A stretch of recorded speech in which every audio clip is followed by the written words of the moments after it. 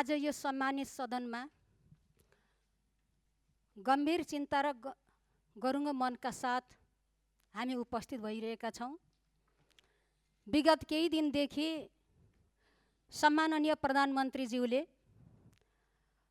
आफ्नो कूटनीतिक मर्यादा, पदीय जिम्मेवारीको उल्लङ्घन गर्दै जुन खालको राष्ट्रिय सार्वभौमिकता, राष्ट्रिय अखण्डतालाई दखल पुग्ने गरी अभिव्यक्ति दिनुभयो, त्यो विषयमा आज गम्भीर ढङ्गले बहस चलिरहेको छ, व्यापक विरोध भइरहेको छ। यसै सन्दर्भमा सम्माननीय सभामुख महोदयसँग हामीले पटक पटक प्रतिपक्षीहरूको तर्फबाट आग्रह गरेका छौँ।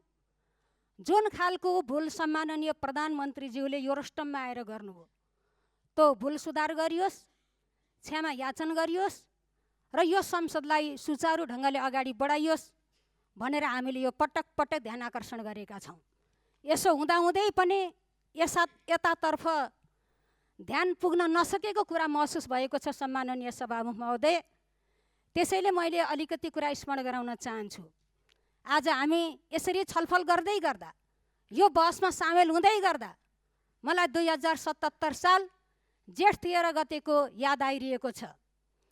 जुन यही सदन हो, यो सदनमा नै त्यति बेला पनि सत्तापक्ष र प्रतिपक्ष थियौँ सभामुख महोदय। हाम्रा राजनीतिक र वैचारिक मतभेदहरू थिए, तर आफ्ना राजनीतिक र वैचारिक मतभेदहरूलाई थाती राखेर, आफ्ना असन्तुष्टिहरूलाई थाती राखेर राष्ट्रियताको सवालमा राष्ट्र एकढिक्का भएको थियो। हाम्रो अतिक्रमित भूमि कालापानी, लिम्पियाधुरा, लिपुलेक क्षेत्रलाई समेटिएको नेपालको राजनीतिक र प्रशासनिक नक्सा जारी भएको थियो। त्यतिखेर हामीले यो कुनै सत्तापक्षको विषय मात्रै बनाएनौँ, प्रतिपक्षको विषय मात्रै बनाएनौँ। सम्माननीय सभामुख महोदय, यो मुलुकका सबै जनताका प्रतिनिधि भएर आएका, संसदमा प्रतिनिधित्व गर्ने सबै राजनीतिक दलहरूको साझा सहमतिको विषय बनाएर एउटा सशक्त राष्ट्रिय एकताको सन्देश दिन हामीले सफल भएका थियौँ। त्यही अनुसार एउटा संविधानको अनुसूची बदलेर हामीले संविधानको अङ्ग बनाएका छौँ र जनताको जिब्रोमा प्रचलित भएको चुचे नक्सा आज हामीले उपयोग गरिरहेका छौँ। त्यसैले म यो सम्मानित सभामा भन्न चाहन्छु, लिपुलेक, लिम्पियाधुरा र कालापानी क्षेत्र नेपालको अभिन्न अङ्ग हो, निशर्त फिर्ता हुनुपर्छ। मैले यो कुरा जोडका साथ राख्न चाहन्छु।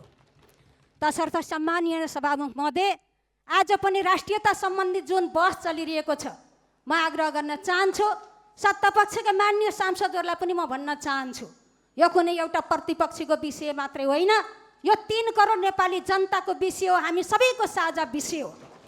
त्यसैले यो सम्मानित सभाबाट भुल सुधार गरौँ, हामी सबै एकताबद्ध भयौँ, राष्ट्रियताको मावलामा पक्ष विपक्ष हामी नभौँ, हामी एकताबद्ध भएर भुल सुधार गर्दै हाम्रा तर्फबाट सम्माननीय सभामुख महोदयले त्यसको नेतृत्व गर्नुहोस्, एउटा राष्ट्रिय सङ्कल्पको प्रस्ताव पारित गरौँ, सम्माननीय प्रधानमन्त्रीज्यूलाई यो संसदमा उपस्थित गराएर क्षमा याचनसहित त्यो रेकर्ड हटाउने काम गरौँ।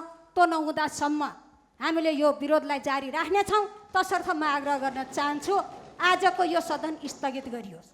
म दोस्रो विषयमा सभामुख महोदयको ध्यान, माननीय सदस्य आफ्नो भनाइ छोटाउनुहोस्। छोटो सम्माननीय सभामुख महोदय, आज बर्छम पुरै बजारमा चर्चा परिचर्चा छ, छताछुल्ल भएको छ। यो संसदमा पेश भएको आर्थिक विधेयकको पृष्ठहरू परिवर्तन गरियो, 460बाट 450मा झारियो, 16 पृष्ठ गायब गयो। आज बजारमा चर्चा चलेको छ। त्यसै गरी करका दर रेटहरू फेरबदल गरियो। अनि म भन्न चाहन्छु, चाइनाको BYD गाडीको घोटाला त्यही ढङ्गले सडकभरि छताछुल्ल भएको छ। भन्सारलाई सेटिङ मिलाएर, कागज मिलाएर गाडी नआउँदै रातारात अनि त्यो खालको घोटालाको खेल भएको छ। आज बजार छ्यापछ्याप्ती छ। सभामुख महोदय, यो गम्भीर विषय हो। जहाँसम्म चाइनाको गाडीको प्रकरणको कुरा हो, BYD गाडीको प्रकरणको कुरा हो, शङ्का मात्रै होइन, स्पष्ट सङ्केत देखिएको छ त्यहाँ घोटाला भएको छ। हामी ठोकेर भन्न सक्छौँ सभामुख महोदय। आफ्नो भनाइ छोटाउनुहोस् माननीय सदस्य। सभामुख महोदय, म 1 मिनट मात्रै बताउन चाहन्छु। तसर्थ आज जे खालको परिस्थिति संसदमा पेश भएको विधेयकलाई संसदमा एउटा अङ्क राख्ने, मन्त्रालय फर्केर अर्को अङ्क राख्ने, यो के कामको निम्ति यस्ता व्यवहार गरिन्छ, के उद्देश्यले यस्ता काम गरिन्छ? सभामुख महोदय, यहाँ माननीय मन्त्रीज्यू त हुनुहुन्न, तर सभामुख महोदय मार्फत यो कसका फाइदाका निम्ति, के कामका निम्ति यस्ता खालका अङ्क फेर्ने काम गरिन्छ? म यो प्रश्न पनि गर्न चाहन्छु। यसको जवाफ कसले दिने? यसको जवाफ कृषि मन्त्रीले दिने कि स्वास्थ्य मन्त्रीले दिने कि पूर्वाधार विकास मन्त्रीले दिने कि अनि स्वयं अर्थमन्त्रीले दिने? सम्माननीय सभामुख महोदय, यो पनि मैले स्पष्ट गर्न चाहन्छु। आज रातारात कलछली गरेर राज्यलाई ठग्ने, मान्य सदस्य आफ्नो भनाइ सक्नुहोस्। आर्थिक रूपमा अपराधो, राज्य ठग्ने अपराधो सभामुख महोदय, म यो राख्न चाहन्छु। आज हामीले देखेका छौँ करका दरहरू हेरफेर गरेर धेरै तलमाथि पारिएको छ, जनताको जीवनलाई कष्टकर बनाइएको छ। आज इतिहासमा पहिलोपटक सुर्तीजन्य पदार्थको कर